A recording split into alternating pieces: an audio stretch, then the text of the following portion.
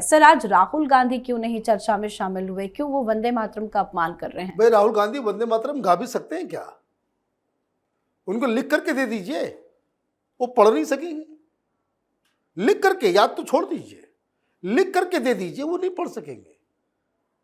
वो तो नॉर्मल हिंदी नहीं पढ़ सकते, तो उन्होंने अपनी बहन को आगे कर दिया। वो आते ही वो कह रही है कि मुझे समझ में नहीं आ रहा है इसके ऊपर बहस क्यों हो रहा है, ये टाइम की बर्बादी है। भाई टाइम की बर्बादी है, बहस क्यों हो रहा है? आपको समझ में नहीं आ रहा तो फिर बहस में आप हिस्सा क्यों ले रही हो? हिस्सा नहीं लेना चाहिए था। और ऊपर से आप जो है उल्टा पुल्टा इतिहास बता करके प्रॉपर उन्होंने बता दिया कि राहुल गांधी की ओरिजिनल बहन है ये, और दिमागी स्तर जो है बिल्कुल भाई बहन का बराबर है। कांग्रेस पार्टी की मति मारी गई है। प्रधानमंत्री मोदी के भाषण के बाद आप गौरव गोगोई को उतार दोगे?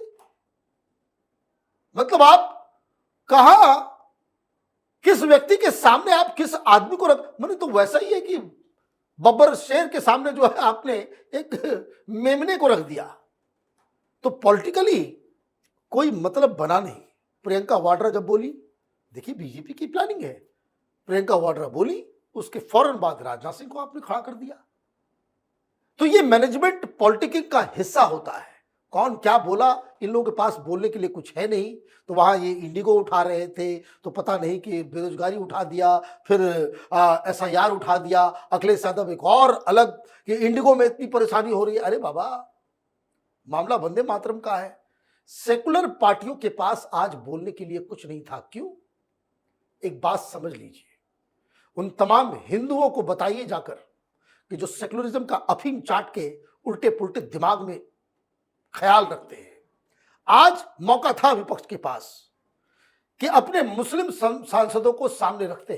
कांग्रेस पार्टी की तरफ से कोई मुस्लिम सांसद बोलता और ये कहता कि हमारे देश की शान है ये वंदे मातरम, आजादी के दीवानों के रगों में था वंदे मातरम।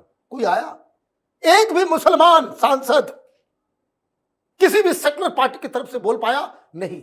यही बताता है कि ये लोग वही गलती कर रहे हैं जो नेहरू ने की, कि आप you succumb to the pressure of Muslim League. Muslim League के सामने आपने घुटने टेके, बंटवारा हुआ। आज इन जिहादियों के सामने आप घुटने टेक रहे हो। वो तो सरकार तुम्हारी नहीं है। लंबे समय तक तुम्हारी सरकार रहती, भारत का फिर से वही हश्र होता।